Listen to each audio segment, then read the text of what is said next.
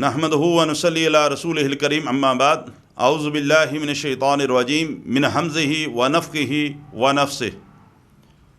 یہ سوال ہے کہ آپ نے ایک مجلس میں کہا تھا کہ گھر میں قرآن پڑھا جائے تو گھر میں اللہ کی رحمت کے فرشتے داخل ہوتے ہیں، پھر آپ نے کہا کہ سورہ بقرہ پڑھی جائے تو شیطان بھاگ جاتا ہے، تو کیا گھر میں کوئی خاص قسم کی سورہ پڑھی جائے تو اللہ کی رحمت نازل ہوتی ہے، یا ایک ترتیب کے ساتھ بھی قرآن پڑھا جا سکتا ہے؟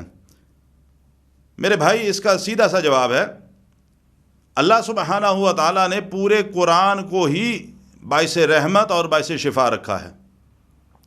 قرآن سورہ فاتحہ سے لے کر والناس تک ایک ترتیب کے ساتھ پڑھنا چاہیے۔ یہ نہیں کہ گھر میں صرف سورہ یاسین کی تلاوت کر لی جائے، سورہ رحمان کی کر لی جائے اور باقی قرآن کو چھوڑ دیا جائے۔ سب سے پہلی بات جو سمجھنے کے لائق ہے، جو آپ کے سوال میں سے جو سمجھ آتی ہے بات، عوام الناس کو اور ہمیں جو ہے وہ خاص طور پر یہ سمجھنا ضروری ہے کہ آخر نزول قرآن کا مقصد کیا تھا۔ کیا یہ قرآن صرف گھر کے اندر اس وجہ سے نازل ہوا کہ ہم گھر میں پڑھیں گے تو اس کے ایک لفظ کے اوپر جو ہے وہ 10 نیکیاں ملتی جائیں گی، ہمیں ثواب حاصل ہوگا؟ کیا یہ قرآن صرف اس مقصد کے لیے نازل ہوا تھا کہ اس کو اچھے سے غلاف کے اندر لپیٹ کے گھر میں اونچی جگہ پر رکھ دیا جائے تاکہ نکلتے یا داخل ہوتے وقت اس کی طرف پشت نہ ہو، بے ادبی نہ ہو؟ کیا یہ قرآن صرف اس مقصد کے لیے نازل ہوا تھا کہ بہن بیٹی کی رخصتی کرتے وقت قرآن کو ہاتھ میں پکڑ کر دہلیز پر کھڑا ہوا جائے اور اس کے نیچے سے بچی کو رخصت کر دیا جائے؟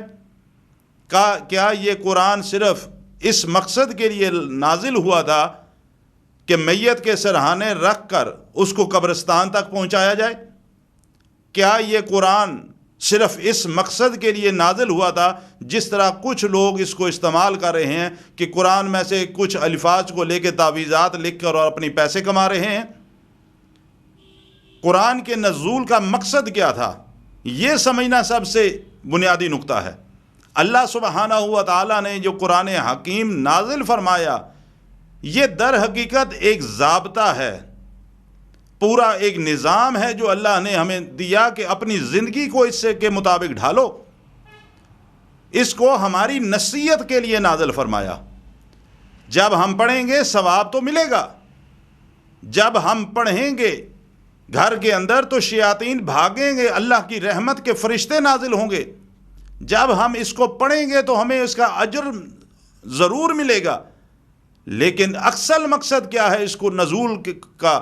اصل مقصد یہ ہے کہ ہم اپنی زندگیوں کا احتساب کریں، محاسبہ کریں کہ ہم زندگی کس طریقے کے مطابق گزار رہے ہیں، اور اللہ سبحانہ و تعالیٰ نے جو ضابطہ ہمیں عطا فرمایا وہ ہمیں کس بات کی نصیحت کرتا ہے۔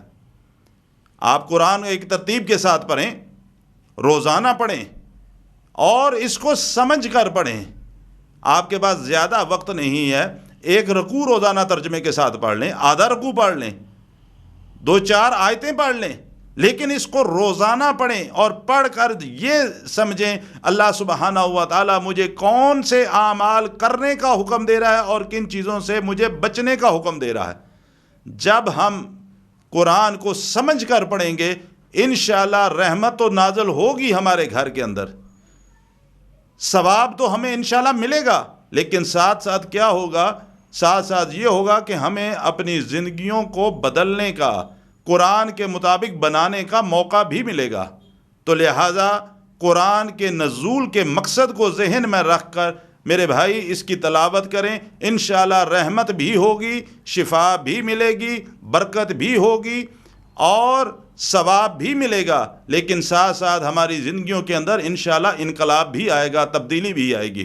اللہ تعالیٰ مجھے بھی اور آپ کو بھی عمل کرنے کی توفیق عطا فرمائے۔